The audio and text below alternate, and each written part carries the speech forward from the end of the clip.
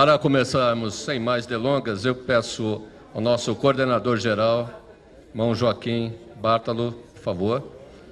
Palmas para o nosso irmão Bártalo.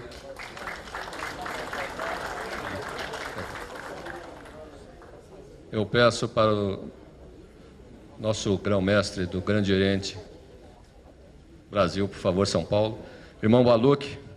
Palmas para o irmão Baluque, por favor.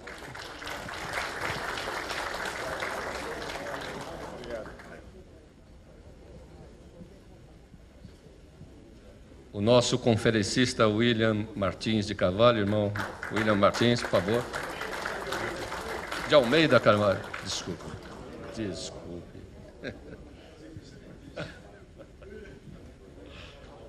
O irmão Marcelo Bezerra se encontra.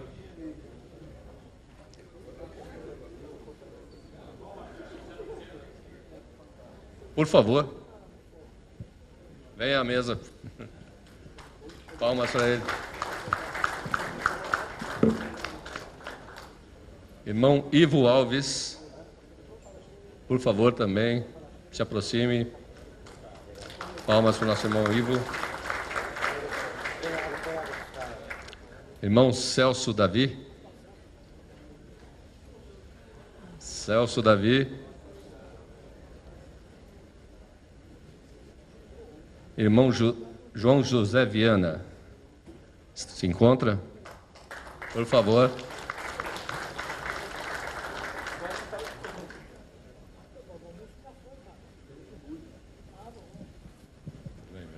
Por favor, fique à vontade. Peço a todos que se sentem. Eu vou passar o microfone aqui para o nosso irmão Baluque para umas palavras. Yes. Boa tarde, meus irmãos. Mais uma vez, uma imensa alegria de estarmos aqui hoje confraternizando na via dos nossos estudos, dos nossos princípios iniciáticos, no desenvolvimento disso que é tão maravilhoso, que é a nossa querida arte real. Quero aqui cumprimentar meu querido Zé Renato, esse líder da maçonaria brasileira que insiste na cultura maçônica e empreende a nossa jornada cada dia mais importante, cada dia mais necessária, Zé. Parabéns, que nós possamos realizar muitas e muitas jornadas maçônicas juntas. Inclusive, dessa vez, o Grande Oriente de São Paulo mais presente ainda. E aí eu cumprindo uma promessa que eu fiz e que eu cumpri. Perfeito? Até porque de promessas a maçonaria está cheia. De promessas, de discursos bonitos, nós estamos absolutamente cansados. Meus irmãos, chegou um momento que nós precisamos introspectar o que verdadeiramente estamos fazendo aqui. Chegou o momento de buscarmos uma resposta.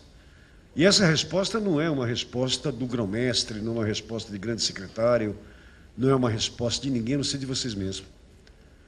Nós sabemos da historicidade que nós temos. Quase 2 séculos de maçonaria no nosso país.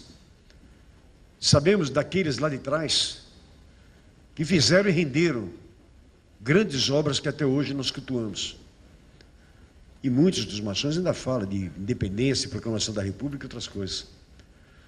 Sabemos que nós somos uma sociedade ímpar. Uma sociedade que, além da sua historicidade, é uma sociedade que consegue reunir no seu seio 100% de homens alfabetizados.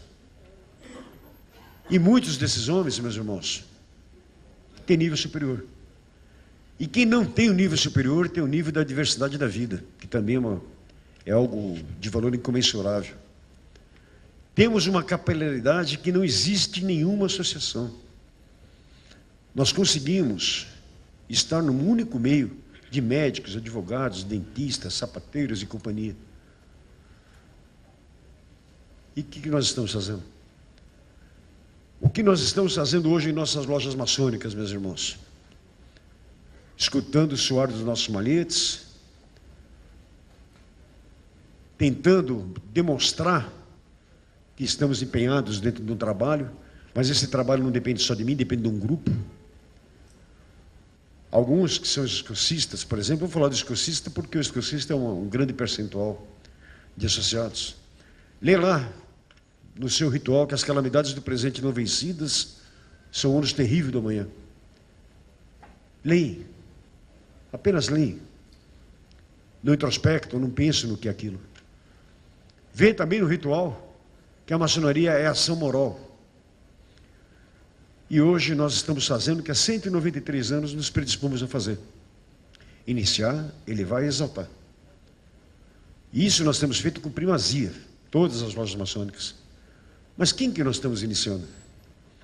Quem que nós estamos trazendo para o nosso seio? É claro que quando eu disse que a introspecção, obviamente, é de cada um, eu também quero ter a liberdade de colocar o meu ponto de vista. Eu estou trazendo para ser iniciado na maçonaria, meus irmãos, o meu chefe. Não porque ele tem qualidades de transformador social. Não porque ele é um homem que ele possa empenhar uma bandeira dessa nossa historicidade. Eu estou trazendo porque eu preciso ter um equilíbrio na subordinação hierárquica que ele tem comigo. Trago também o marido, o pai do filho da minha filha, porque vai conviver comigo, vai ser meu sogro. E eu quero mostrar para ele que eu tenho certo, trago ele para a maçonaria. Eu trago o meu vizinho, porque o meu vizinho eu quero ter uma boa relação com ele. Mas será que eu estou fazendo certo? Será que eu estou realmente trazendo aquele que possa vir transformar, possa vir dar o choque que a maçonaria preconiza e tão necessita que seja feito?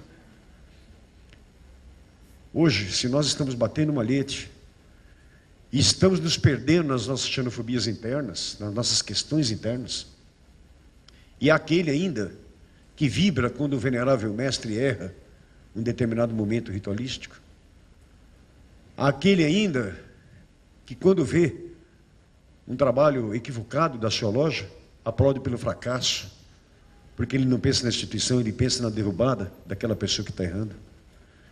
Nós precisamos olhar que os nossos inimigos, meus irmãos, não estão na maçonaria. Os nossos inimigos estão lá fora. E nós sabemos que os nossos inimigos eles têm que ser combatidos.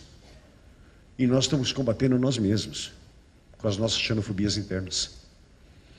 Essa é uma opinião que eu coloco aqui, não como grão-mestre, coloco aqui como um pensador, uma pessoa que ama a maçonaria, tal qual vocês também amam essa maçonaria. Há equívocos que nós precisamos concentrar. Há quem diga que fazer 2 horas de sessão maçônica está se fazendo maçonaria. Vocês acreditam nisso? Eu entendo que é nas 166 horas lá fora que eu vou fazer a verdadeira maçonaria. Não nas 2 horas que eu estou na loja. Nas 2 horas que eu estou na loja eu quero abraçar meus irmãos, eu quero me confraternizar, eu quero reabastecer os meus valores, a minha vontade, a minha alegria em compartilhar com os meus irmãos. Lá fora não, lá fora eu quero ser uma régua de 24 polegadas. Lá fora eu quero ser conhecido como o verdadeiro esquadro. Eu quero lutar, ainda que dentro das minhas limitações, por um país melhor, por uma sociedade mais justa, mais perfeita. Principalmente hoje que nós estamos vendo o desmoronamento, o vilipendiamento dos valores morais da sociedade. Hoje, para nós conceituarmos o que é família, nós temos dificuldade. Família não é mais pai e mãe. E qualquer opinião contrária a isso, caímos numa vala muito perigosa. Podemos até ser chamados de homofóbicos e outras coisas. Hoje nós estamos vendo a educação no nosso país cada vez mais depauperada. E como diz o nosso irmão William Carvalho, não foi a República de 1789 e 1889, 100 anos depois, que nós tivemos uma universidade no país, que o irmão William chama de legião cultural. Não é para assustar ninguém dizer que nossa USP é de 1935, nem 100 anos tem. Nós sabemos das dificuldades da educação que nós temos no país. E tudo isso dá um suco só, meus irmãos. Esse quadro triste que nós estamos vendo hoje na sociedade. Essa corrupção, não econômica, porque econômica ela sempre existiu. Essa corrupção política que esgarceia o tecido social da nossa pátria, que compromete as nossas famílias, que fazem com que a nossa sociedade hoje apenas cruze os braços e não faça nada. E nós estamos sendo chamados ao trabalho. Fui procurado por algumas pessoas, e eu sempre tenho dito, me permita aqui dizer, infelizmente, a sociedade profana granjeia a maçonaria com respeito incomensurável. E respeito esse, irmão William, que os próprios maçons não têm pela própria maçonaria. Nós temos 14 projetos hoje de iniciativa popular concorrendo com relação à corrupção. E disseram para mim, Baluque, você vai assinar algum desses projetos? Eu falei, não. Em nome da ordem. Por quê? Porque eu vou de reboque nesses projetos. Cada um vai assinar o projeto que quiser, cada um tem o direito de assinar aquilo que quiser. Até que eu fui consultado pelo Ministério Público Federal, na qualidade de grão-mestre do Grande Oriente de São Paulo. Grão-mestre, nós queremos essa força viva da maçonaria apoiando esse projeto. Aí veio o procurador, o doutor Tiago Lacerda, no meu gabinete, e eu falei assim, mas o que nós assinando isso, o que vai acontecer? Ele falou, são 100 entidades no país. O Grande Oriente de São Paulo será uma delas. Eu falei, que bom. Assinamos. E por ocasião da Suprema Congregação, transferimos do GOSP para o GOB. Todo o Brasil hoje está nesse processo da corrupção.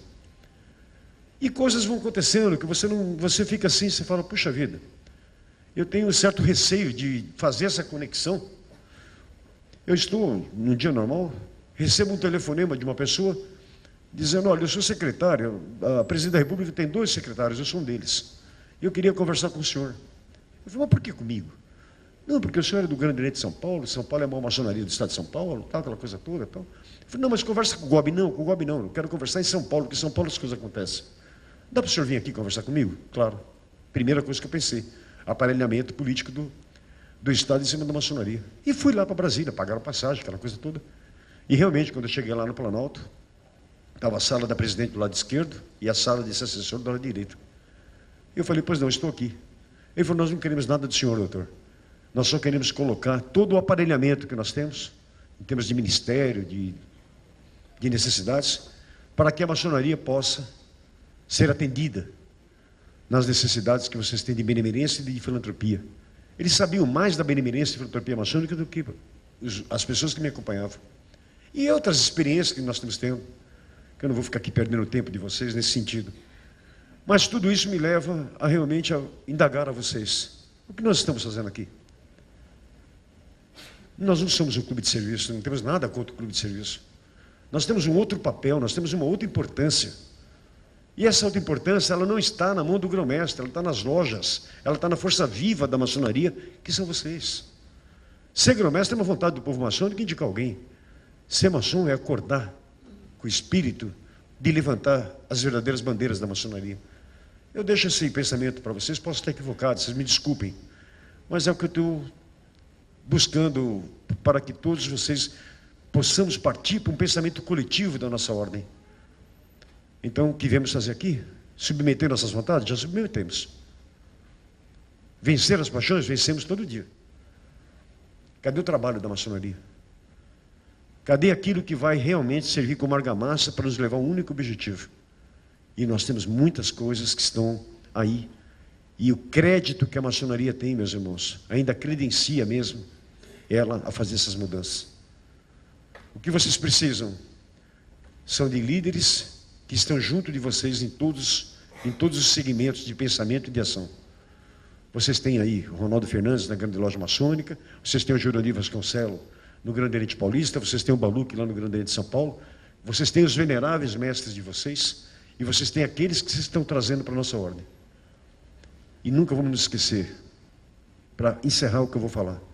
Uma palavra, se eu pudesse dizer aos meus irmãos, uma palavra semestral, anual, quinquenal, do jeito que vocês quiserem, uma palavra só. Comprometimento. Muito obrigado.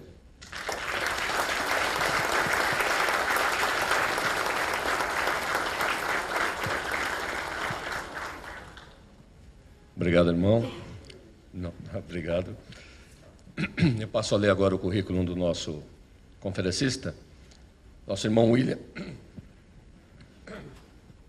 Nosso irmão William Almeida de Carvalho, 70 anos, casado, natural de Uberaba, Minas Gerais, sociólogo, historiador, jornalista, empresário, pós-graduado em Administração Pública e doutor em Ciência Política pelo Pantheon Sorbonne, membro do Instituto Histórico e Geográfico do Distrito Federal e da Academia de Letras de Brasília, vice-presidente da Academia de Letras e Artes Búzios, né?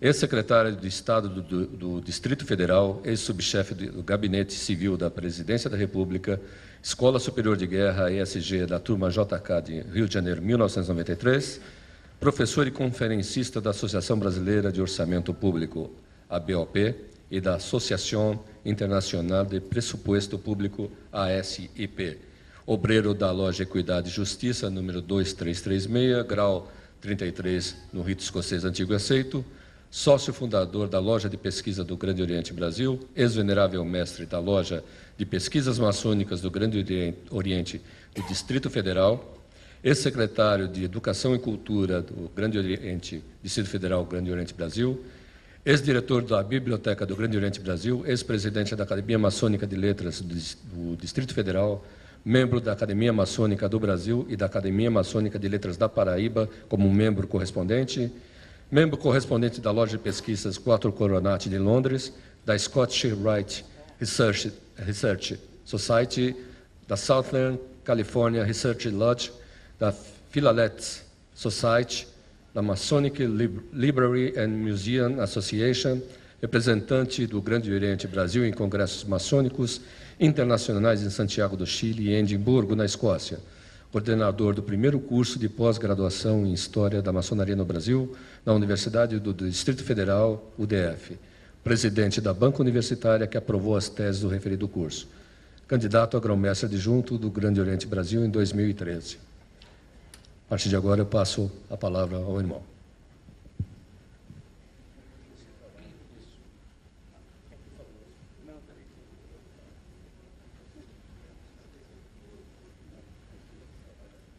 Autoridades da mesa aí, meus irmãos, antes de começar, eu tenho uma proposta a fazer aqui, um pouco heterodoxa. Cadê o irmão Papa? Acabou de sair. O senhor está demissionário, então não fica saliente, não. Eu tenho uma proposta aqui a fazer, é o seguinte. Cadê o João Renato? Zé Renato. Zé Renato saiu. Vamos vestir o Zé Renato, não precisa ser de batina branca, não. De terno branco, porque nós temos um novo Papa. O senhor está aposentado. O Zé Renato é que é o novo Papa aqui a partir de agora e não o Papa aposentado aí e tal. Bom, meus irmãos, brincadeira à parte, vamos falar rapidamente aqui o seguinte. A maçonaria brasileira no terceiro milênio. Se puder apagar essa parte aqui, deixar só aquela do fundo acesa lá e tal. Uma parte aqui vocês já estão cansados de saber. Pressupostos são pressupostos conceituais. Nós vamos recordar alguns conceitos, porque nas ciências sociais, nas ciências políticas, nós não temos telescópio nem microscópio. Nós temos conceito. Então, na escuridão, o conceito é uma lanterna que eu ligo para iluminar. Se não iluminar, joga fora e arranja outro conceito. Eu vou colocar alguns conceitos aqui, por exemplo, o conceito de iluminismo, que está intimamente ligado à maçonaria. Eu não entendo maçonaria sem ter uma componente iluminista, que é a sociedade moderna nascendo. Então, nós vamos recordar isso aqui, porque não foi um nem dois grão-mestres que me perguntaram, quando eu fazia palestra antigamente, falou, William, o que é iluminismo? Então, a gente recorda um pouco os conceitos para depois aplicar os conceitos à nossa realidade. E eu elegi, depois desses pressupostos aqui, dois temas. Um que eu acho de fundamental importância, e isso é que eu quero debater com vocês, porque não é porque eu acho que é importante. Vocês têm também achar que seja importante, ou que outro conceito tenha, para a maçonaria. E eu vou usar aqui as 4 gramáticas do poder no Brasil, que é uma tese de um amigo meu, que é o professor Edson Nunes, que é a tese dele da UCLA, na Califórnia, sobre, para entender o Brasil, nós precisamos de 4 conceitos básicos. Porque Brasil é coisa para gente grande. Uma vez eu estava com o embaixador russo em Brasília e falou o seguinte, professor, me explica aqui, Sarney era presidente da Arena. E hoje o Sarney é presidente da República, não entenderam. Falei, realmente é complicado, embaixador, um negócio desse e tal. Então, esses dois temas, um para a maçonaria e um para o Brasil, porque nós estamos numa época de crise econômica, social, política, ética, de valores. Nessa mixórdia de dados que tem aí, eu vou propor para vocês um modelinho para a gente jogar esses dados, cada um, numa cesta. Senão a gente vai fazer uma confusão aqui, que para nós sairmos disso, não tem passe de mágica. Puf, e o Brasil saiu da crise. Não, é trabalho, os Estados Unidos já passou por isso também. Os Estados Unidos, no começo do século, era uma corrupção monumental. O prefeito Dowley, de Chicago, é um negócio assim, quem lê aquele período daquela época, é um negócio assustador. E eu, por incrível que pareça, estou otimista. Vocês vão falar, está maluco, né? Numa mixórdia dessa, porque crise no ideograma chinês é perigo e oportunidade. Estão se abrindo novas oportunidades no Brasil. Um juiz Moro, isso não tem preço e tem muito valor. Quantos países têm um juiz Moro? Ministério Público, Polícia Federal. O próximo governo, será que vai chegar e falar assim, eu controlo a Polícia Federal? Já comeram da árvore do bem e do mal. E isso significa que as instituições republicanas começam a funcionar no Brasil. Ministério Público, a mesma coisa. Então, vamos lá. E a conclusão final? Conceitos, classes sociais. É errôneo a gente falar a classe dos generais, a classe dos professores, a classe dos políticos. Não, isso são grupos sociais. Classe se define com propriedade privada. O presidente da FEBRABAN é de uma classe social. O presidente do Sindicato Metalúrgicos de São Paulo é de outra classe social. E temos as classes médias. E o Brasil está passando por uma transformação estrutural estupenda. E em 1998, a classe C era 13% da população brasileira. Nos países desenvolvidos, a classe C é 92% da sociedade. 13% é nada. 2008, 32%. Hoje está em 54% a classe C. Isso tem profundos impactos políticos, econômicos e sociais. Nós vamos falar sobre elites. O PT confunde elite com classe dominante. Elite é uma coisa, classe dominante é outra. A sociedade é cheia de microelites.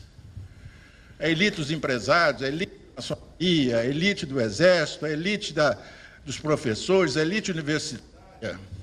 Na minha rua tem um lixeiro que não faz parte da elite dos lixeiros lá em Brasília. Mas o presidente do Sindicato dos Lixeiros faz parte da elite dos lixeiros de Brasília. Por quê?